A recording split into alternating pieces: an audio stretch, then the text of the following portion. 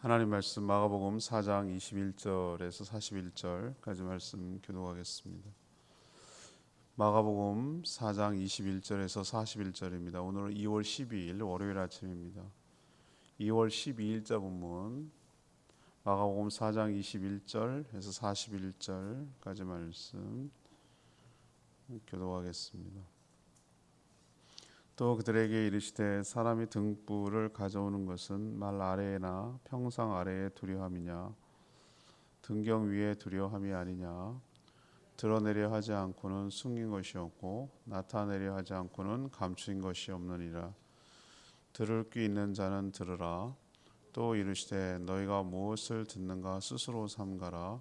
너희의 헤아림은 그 헤아림으로 너희가 헤아림을 받을 것이며 더 받으리니 있는 자는 받을 것이요 없는 자는 그 있는 것까지도 빼앗기리라. 또 이르시되 하나님의 나라는 사람이 씨를 땅에 뿌린 것 같으니 그가 밤낮 자고 깨고 하는 중에 씨가 나서 자라되 어떻게 그리 되는지를 알지 못하느니라.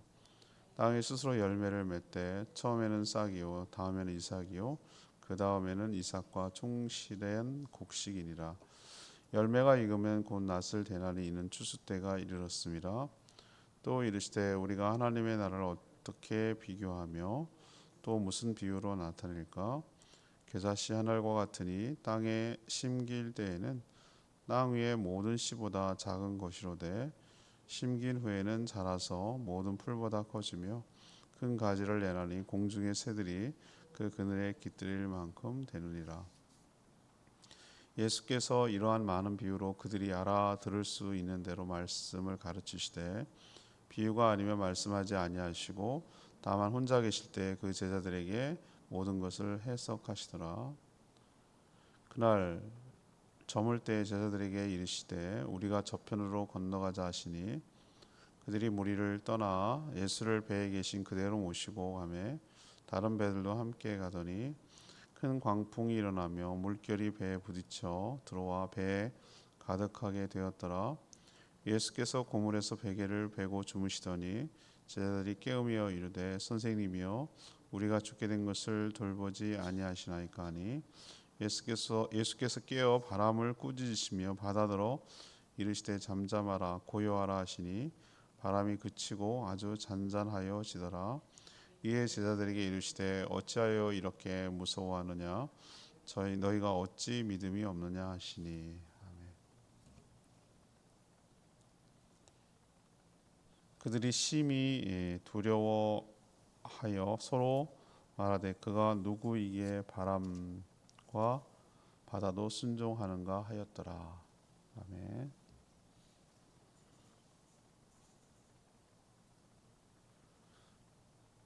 어제 주일 설교가 토요일 본문이었기 때문에 자연스럽게 이어지는데요. 4장 전체가 하나님 나라에 대한 많은 비유의 말씀입니다. 오늘은 등불을 밝게 비추듯이 모든 걸 드러내서 있는 자는 더 받고 없는 자는 빼앗길 수 있다 그렇게 말씀하시고 있습니다. 하나님 나라는 씨가 자라서 열매를 맺듯이 잘 느끼지 못하지만 자라고 결실하게 된다고 말하고요. 씨처럼 겨자씨처럼 아주 작게 시작하지만 나중에 엄청 커진다고 말하고 있습니다. 예수님이 비유를 말씀하시고 배를 타고 건너갈 때 풍랑 때문에 위험해졌습니다.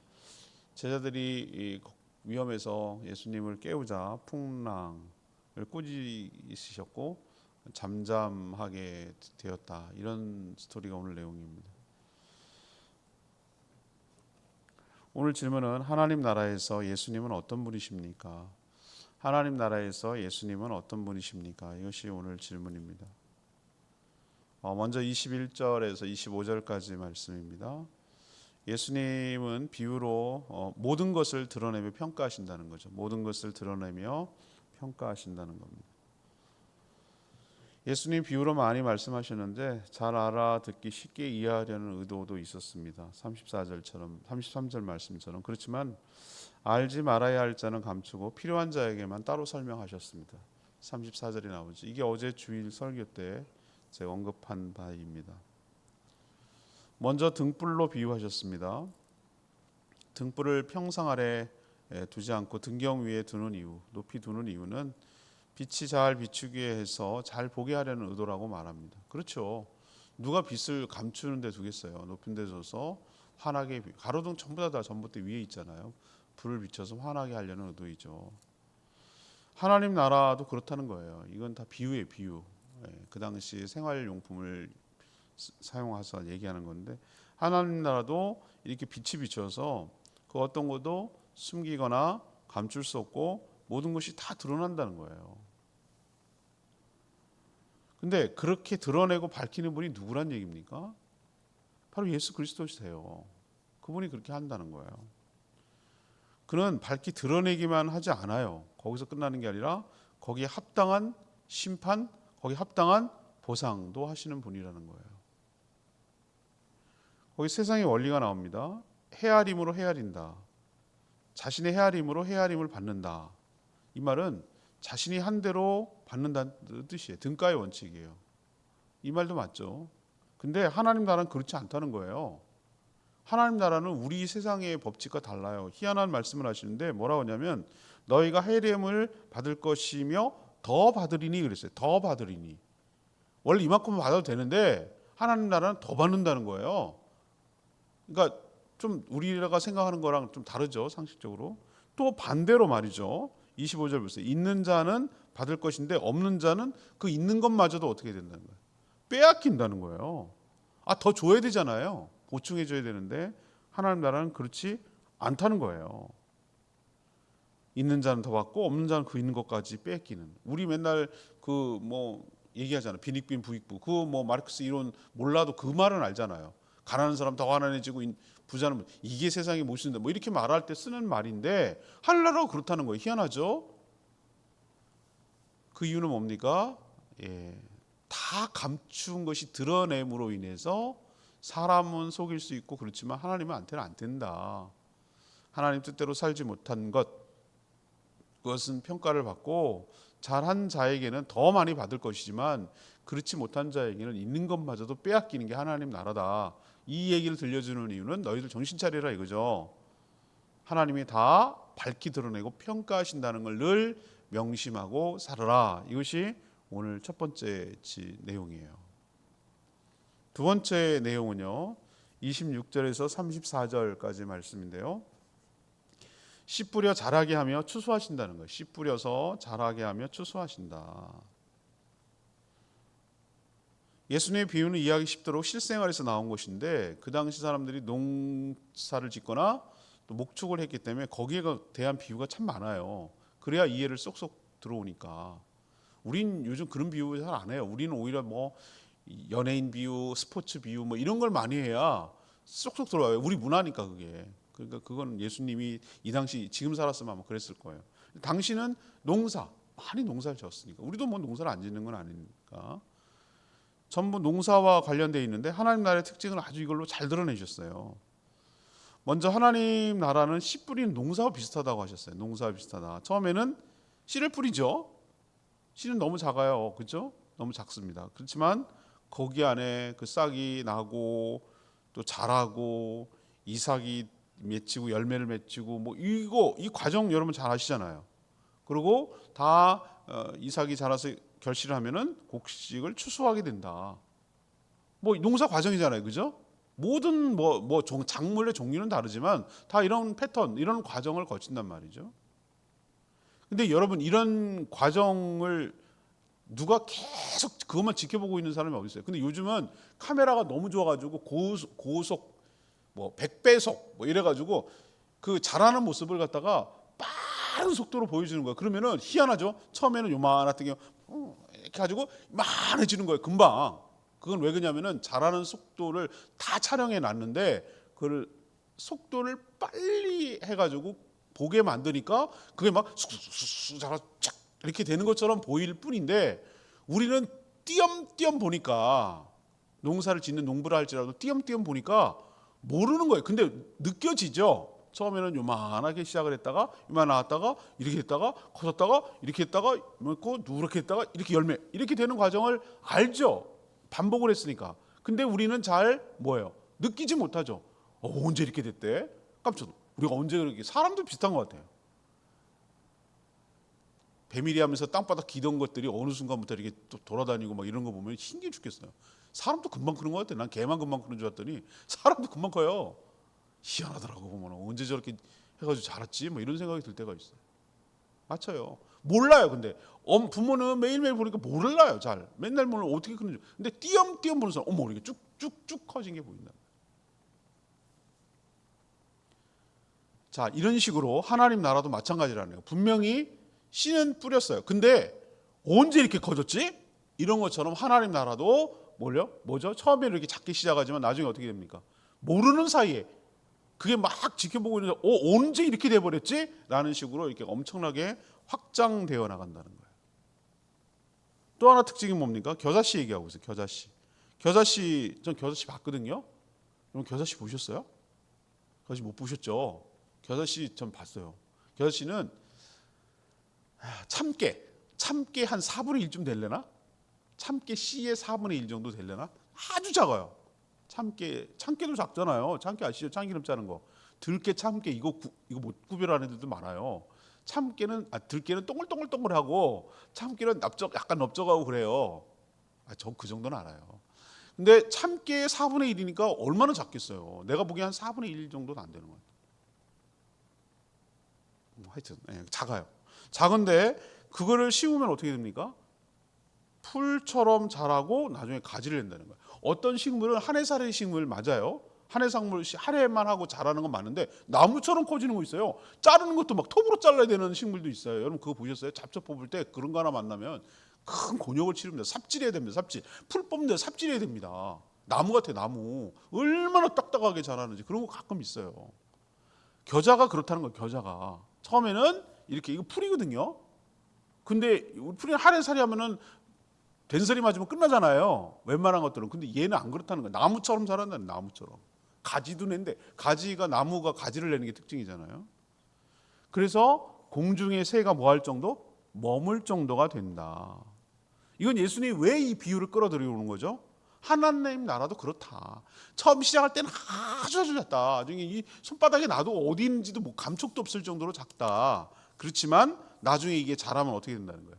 다른 동물이라는 건 여러 사람까지 품을 수 있을 정도로 뭐한다? 성장한다. 그렇게 엄청 커진다라는 것을 겨자씨로 비유하고, 농사 짓는 건 뭐예요? 언제 이렇게 컸지? 잘 모르는 사이에 커진다. 이걸 비유하는 거고. 이처럼 하나님 나라를 잘 느끼지 못하지만 크게 자라서 결국은 추수할 때가 이른다는 거예요. 그런데 누가 씨를 뿌리며 누가 자라게 하고 누가 추수한단 말이에요? 전 여기서 이 모든 비유에서 어디에다가 포커스를 뒀냐면 주인공을 예수 그리스도에 뒀어요. 예수 그리스도가 한다는 거. 앞에는 뭡니까? 등불 얘기하고 뭐 이렇게 하는 얘기. 그분이 다 밝히 드러낸다. 그리고 그분이 평가하시고 그분이 보상하신다. 두 번째는 그분이 씨를 뿌리고 그분이 자라게 하고 그분이 결실하고 한다. 그 확장하게 하는, 추수하게 하는 그분이 예수 그리스도다라는 거예요. 모든 것을 그분이 주도한다는 거예요. 그 결과까지도 가져가신다. 그 농사에다 비유했지만 결실은 누구입니까? 우리의 영혼, 사람의 영혼. 영혼의 추수, 영혼의 결실이라고 그러잖아요. 그렇게 사람을 추수하고 거두신다라는 것을 이 비유를 통해서 우리에게 가르쳐주고 있는 줄로 압니다. 그럼 세 번째는 뭐냐? 세 번째 예수님 어떤 분인가 하나님 나라에서 35절에서 41절까지 말씀이에요. 35절에서 41절. 모든 만물을 복종시켜 다스리신다. 모든 만물을 복종시켜 다스린다라는 것을 보여줍니다. 이제 비유가 아니라 이번에는 이제 에피소드가 넘어가요. 실생활에서 예수님이 누구신지를 보여주는 사건이 이제 일어났어요. 저물 때 이제 그 비유를 말씀하시고 그날 저물 때예요. 예수님 가르침을 중단하고 호수 건너편으로 건너가자 이렇게 말씀하셨어요. 이미 그 사람들에게 가르칠 때 어떻게 밀고 막 난리를 치니까 지혜롭게 하시려고 배를 이렇게 띄웠다 그랬잖아요. 배를 타시고 올라타시고 사람들은 그 호숫가에 쭉 있고, 그렇죠. 그래야 막 질서가 막 예수님 만지고 뭐 어떻게 하려고 다가서 다 위험하니까 그렇게 했는데 그 타서 이야기하시던 배 위에서 그냥 바로 가셨어요.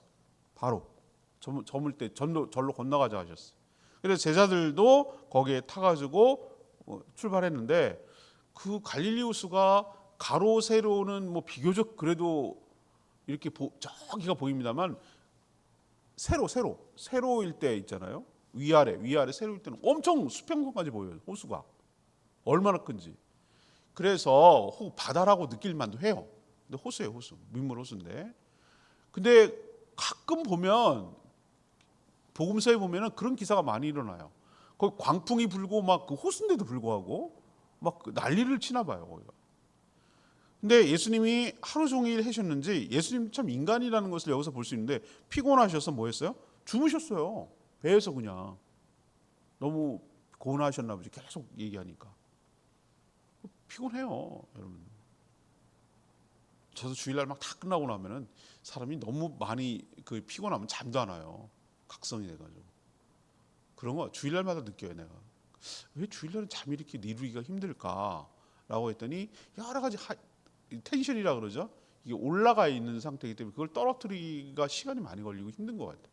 그래서 피곤한 것 같아요. 주일날이다, 월요일 날이. 근데 예수님도 얼마나 하루 종일 그 얘기를, 사람이 이게 얘기하는 게 굉장히 지치는 일입니다. 노동 삽질하는 것만 힘든 게 아니에요. 이게 에너지가 많이 가는 거예요. 그러니까 얼마나 또 신경 쓰면 가르치시겠어요. 그러니까 피곤하셔 주무셨어요. 근데 건너가다가 갑자기 큰 광풍 미친 바람이 광풍이 불어서 물결이 배에 부딪히기 시작하고 물결이 세니까 어떻게 해요? 물이 배로, 큰 배는 아니었을 테니까 넘어오고, 거기 어부 출신 제자들 상당히 많았다고 그랬죠. 당황했어요. 이런 일을 많이 겪은 경험이 있어서 당황한 거예요. 어떻게 해보려고 했죠. 안 되니까 어떻게 해요? 주무시는 예수님을 향해서 원망 섞인 말로 깨웠어요. 아니, 우리가 지금 다 죽게 생겼는데 지금 잠이 오십니까? 이런 상황에서 뭐 이랬겠죠. 우리가.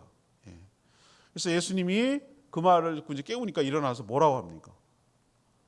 제자들을 야단친 게 아니라 바람을 꾸짖었어요. 아니, 바람을 꾸짖는다는 게 나는 맨 처음 이해가, 이런 말 여러분 상식, 이거 미친 사람 아니야? 이렇게 생각되지 않겠어요? 바람을 꾸짖는다고? 바람이 살아있냐? 뭐 이런 느낌 안 들어요? 여러분은 너무 믿음이 좋아서 그래요. 난 맨 처음에 아니, 바람을 어떻게 꾸짖는 얘기야? 이거 뭐 하는 거야? 이런 생각이 들 때도 있고, 또 바다도 그랬더니 바다가 잠잠해지고 고요하라고 명령하니까 싹 놀랍게도 바람이 그치고 바다도 아주 잔잔해졌어요. 그러고 나서 이제 제자들을 먼저 해결한 다음에 제자들 향해서 왜 이렇게 믿음이 없느냐라고 책망하셨어요. 이 사건을 보면서 제자들은 무슨 생각을 했을까요? 그 뒤에 나와요. 야, 이분이 누구신데 바람도 바다도 순종하는가? 라고 생각하면서 예수님을 두려워하기 시작했어요. 대단한 분인 걸 알고는 있었는데 이 정도인 줄을 몰랐던 거죠. 앞에는 뭐예요? 비유를 통해서 자신이 그 모든 것들을 주도한다는 걸 보여줬지만, 이건 실제 일어나는 실생활에서 뭐 한 거예요? 예수님이 만물의 창조주이기도 하고 다스리는 통치자라는 것을 우리에게 보여주잖아요. 제자들에게도 체험하게 하고. 그래서 모든 만물을 다스리고 복종시키죠. 그러니까 바람과 바다에게 명령할 수 있는 거예요. 왜? 통하니까. 이게 무슨 미친 소리라고 있는 거야. 바람이 그런다고 없어지냐? 뭐 이렇게 우리는 생각하잖아요. 그건 어쩔 수 없는 거지. 그걸 내가 말한다고 되냐? 근데 그거를 바람과 바다를 만든 분이라면 그렇게 할 수 있죠. 만들기만 하고 끝낸 게 아니라 그것을 통치하고 다스리는 분이라면 얘기할 수 있죠. 미친 게 아니죠. 이건 정상이죠. 근데 그게 통하죠. 그걸 보여주죠. 제자들이 그걸 깨달았죠. 이걸 통해서 우리에게 뭘 보여줍니까? 예수님이 누군지 너네들 아냐? 앞에서 말한 비유에 그 추수하고 뭐 모든 걸 밝히고 모상하고 심판하고 평가하고 그다음에 이렇게 잘하게 하고 씨 뿌리고, 이 모든 것들이 허풍이 아니고 이 재미난 얘기가 아니라 이 예수 그리스도를 통해서 일어나는 일이다라는 걸 믿게 해주잖아요. 이 사건을 통해서. 우리도 예수님이 만물을 창조하고 다스리고 복종시키고 통치하는 분인 걸 잊지 않았으면 좋겠습니다. 40절 말씀이 레위기 말씀 40절. 제자들이 이르시되 어찌하여 이렇게 무서워하느냐? 너희가 어찌 믿음이 없느냐?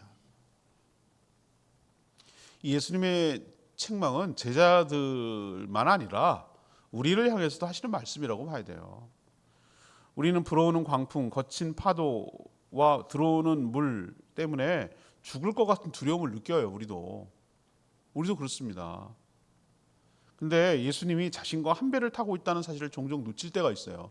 우리도 왜 그 속담에 그런 말 있잖아요. 우리는 한 배 탔어, 한 배 탔어. 그 표현 아세요? 한 배 탔다 그러잖아요. 죽어도 같이 죽고 살아도 같이 살고 한 배 탔다는 거잖아요. 한 배. 그런 거예요. 우리와 예수님은 운명 공동체에 묶였어요. 우리의 위험은 우리의 위험만이 아니고 예수님의 위험도 된다고요. 그게 든든하다는 거 아니겠어요? 예수님이 내가 탄 배에 있으니까, 선장이 되어 주시니까 걱정할 게 없다는 그 뜻이에요. 그걸 왜 놓치고 있느냐라고 제자들에게 책망을 하는 거예요. 근데 이건 우리에게 들어야 될 책망이에요. 예수님 뭐라고 그랬어요? 건너편으로 가자. 건너편 가자. 배를 타고 가자. 그럼 가는 거예요. 가기까지 주님이 책임져 주실 줄 믿습니다. 근데 우리는 뭐예요? 상황을 보고 두려워하는 거예요. 예수님을 봐야 되는데, 예수님의 말씀을 기억해야 되는데, 우린 예수님이 함께 배를 탔다는 사실도 놓치고, 예수님이 저 건너가자라고 해서 그 말한 것도 놓치고, 뭐만 생각합니까? 바람 보고, 파도 보고, 물 보고 두렵고 떨리고 막 이러는 거죠. 결국은 우리가 놓치는 거예요. 뭘 볼 때? 예수님이 아니라 상황과 어려움을 볼 때 놓치는 거예요. 예수님이 한 배 탔다는 걸 놓치는 거예요. 결국 예수님을 못 믿는 불신이 우리 삶의 어려움을, 원망을, 불안을, 두려움을 몰고 오는 거예요. 우리도 늘 명심했으면 좋겠어요. 이 말, 어찌하여 무서워하느냐? 너희가 어찌 믿음이 없느냐? 결국 우리의 불안, 두려움, 염려, 짜증, 그거는 어찌하여 믿음이 없느냐? 결국 믿음의 문제라는 것을 우리에게 가르쳐주고 있는 줄 압니다. 그러니 예수님이 나와 한 배를 탔다, 이런 생각을 가지시고 믿음으로 살아가는 저와 여러분 되기를 소망합니다. 오늘 말씀 붙들고 기도하기 전에 우리 찬양지 260장 부르고 기도하겠습니다.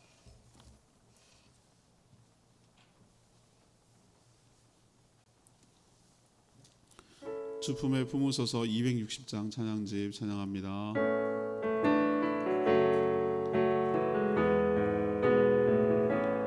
주 품에 주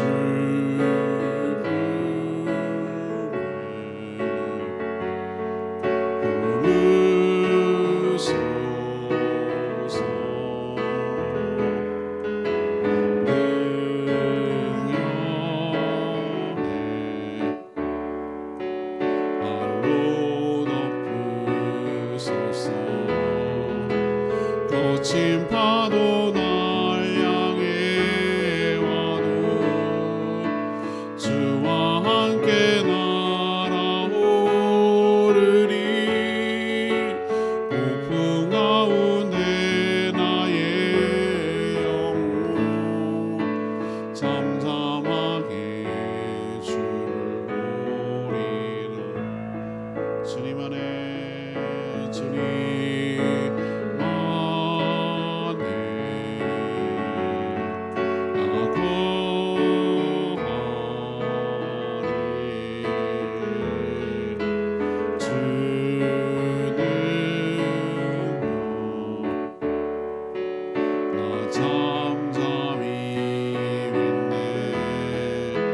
거친 파도 날 향해 와도 주와 함께 날아오르리.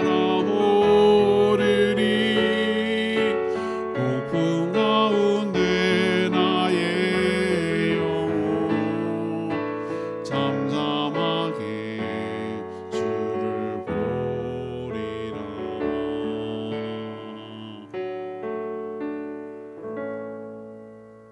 오늘 말씀 들으면서 참 예수님 누구신지 다시 한번 봐야 되겠다. 그분은 비유의 대가인데 그 비유의 중심에 있는 분이에요. 모든 빛을 비춰서 드러낸다는 거 아니겠어요?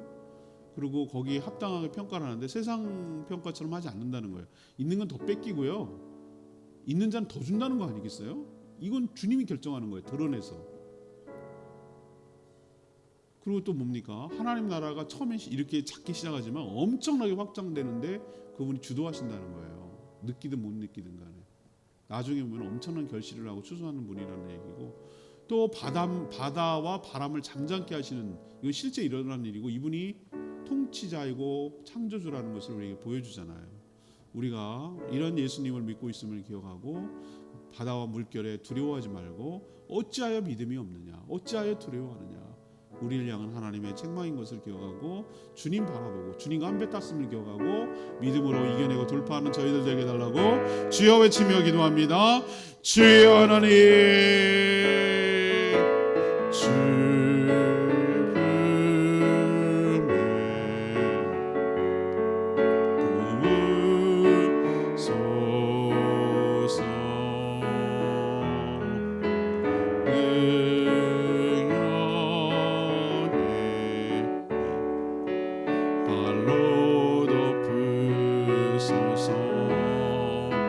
거친 파도 날 향해 와도 주와 함께 날아오르리.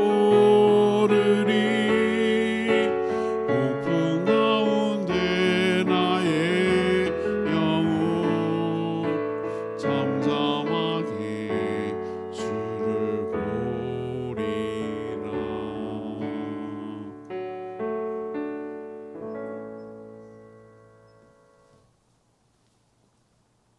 기도합니다. 하나님, 오늘 말씀을 통해 예수 그리스도께서 하나님 나라에서 어떤 분인지 확실하게 깨우쳐 주셔서 감사합니다. 빛으로 모든 것을 드러내듯 하나님께서 각 사람의 모든 것을 드러내어 심판하실 줄 믿습니다. 더 받거나 더 빼앗길 수 있음을 깨닫습니다. 하나님 나라는 처음에는 작게 시작하지만 점차 확장되어 크게 될 줄 믿습니다. 주님이 씨를 뿌리고 자라게 하며 결실을 거두게 하시는 분인 줄 믿습니다. 주님 바람과 물결도 잔잔하게 하도록 다스리는 절대자임을 믿습니다. 우리가 주님과 함께 한 배를 타고 있음을 깨닫고 믿음이 없어 두려워하지 않게 하시고 믿음으로 함께 건너가게 하여 주시옵소서. 오늘도 간구하는 기도 주님 들어주시고 이 한 주간도 주님과 동행하는 복된 한 주간 되게 하시고 모든 성도들의 건강 책임져 주시고 감당할 수 있는 힘을 더하여 주시옵소서. 주님께 모든 것 맡기옵고 예수 그리스도의 이름으로 축복하며 기도합니다. 아멘. 오늘 하루도 주님 은혜 가운데 살아가기를 축복합니다. 충분히 기도하고 하루 시작합니다.